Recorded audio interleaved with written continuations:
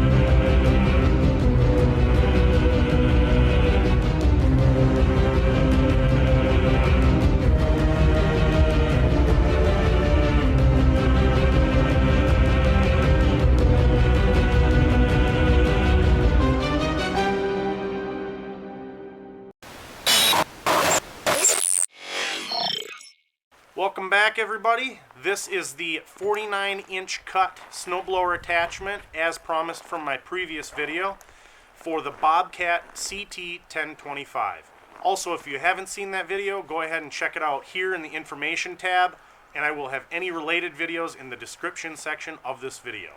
Also, take this time to hit the subscribe button and like the video if it helped you out. Thanks. Just like the last video, I want to take a moment and apologize for any audio issues in this video. I am shooting real close to a highway, so I apologize for that. So moving on, this is a 49-inch cut front mount snowblower attachment. So that's what the review will be focusing on. Okay, now as I mentioned in my previous video, this is honestly a cheaper compact tractor compared to some of the competitors like John Deere or New Holland, stuff like that. So we have to keep some of that in mind, but there are some gripes to consider. Just little things that I think everybody should know if you're considering this tractor. One of them being that this is advertised as a quick disconnect snowblower, and it is to a point. Now, a quick disconnect's here at this location. You pull this pin and the snowblower itself will detach, leaving this front system here and this bracing going down to the PTO shaft.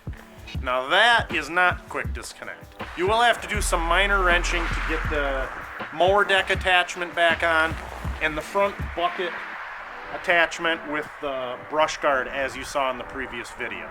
All in all, not that big a deal, but it really isn't quick disconnect. If you need to get this out of the way for maneuverability, it works okay. Another minor complaint, still not a big deal, is the chute.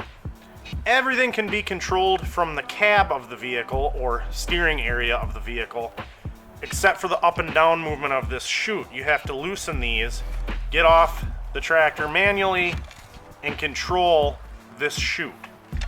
Now, the owner of this has a workaround. It's an aftermarket item he's going to have to buy and figure out himself. I will insert that here. It is an electronic actuator that he is going to install here and here and hook it up to a switch so he can control that manually. One other nice feature to mention before we move on is the float feature for the snowblower attachment. It has a function called float, so you have your up and your down when you recenter, but you might lift the front of the tractor, right? And you don't want that with a snowblower. You want it to go with the contours of the ground.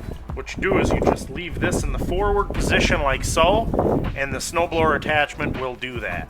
I thought that was a good feature and something I was personally worried about. Another little gripe that just doesn't make a whole lot of sense.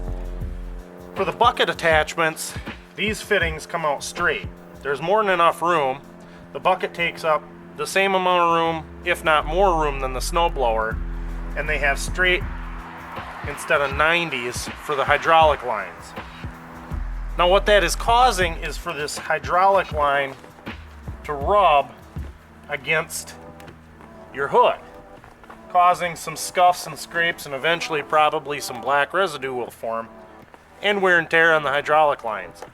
And in my opinion, all of these should have been swapped out with straights instead of 90s.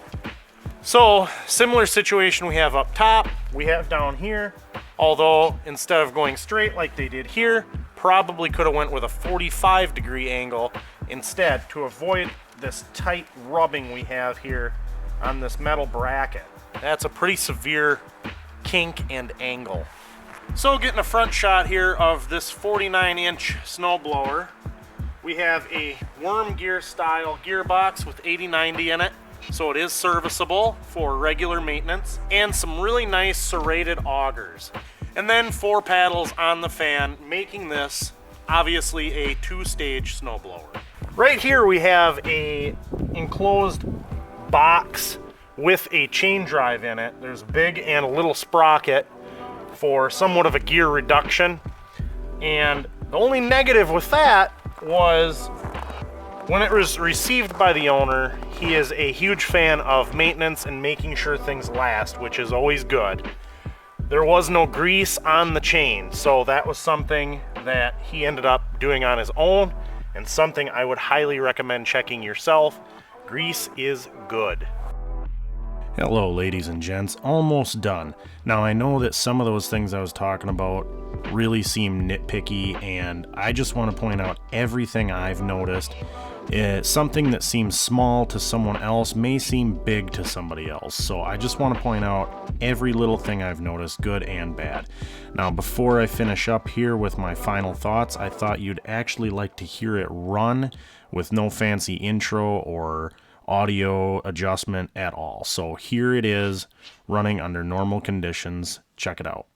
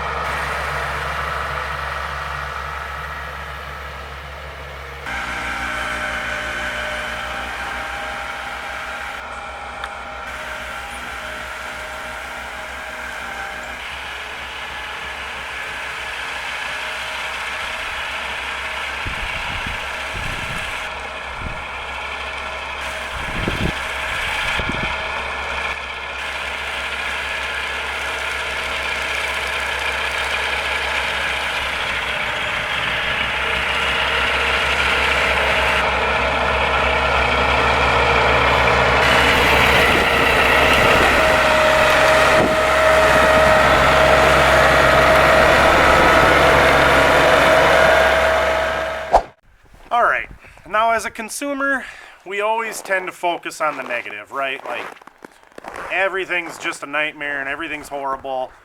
That's not the case with this thing. So I don't want to give that impression, because that's by no means what I'm trying to do here. I just want to point out some of the less desirable things that we have discovered.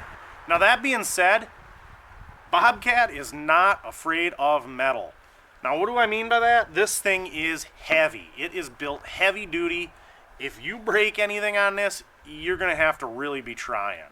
So that is definitely a huge, huge benefit.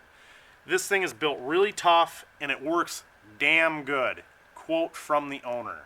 It really works. As you could see in the video footage I showed you, it throws the snow good. It blows the snow good.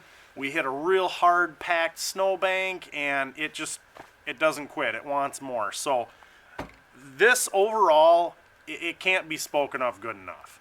Now, all the little tiny nitpicky negatives aside, this thing is really good, especially for the price. Now, I know that these Bobcat tractors aren't cheap. No compact tractor is, and no attachment for a compact tractor is. But for the price, this is a really good option. Alright, that about does it for this video. Kind of a less intensive review. There's really not a whole lot that you can say about one item for this tractor.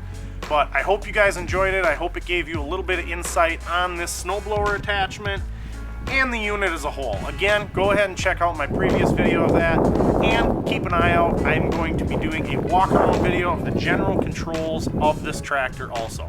All links will be provided in the description section of this video. Thanks again for watching, and I will see you in the next video.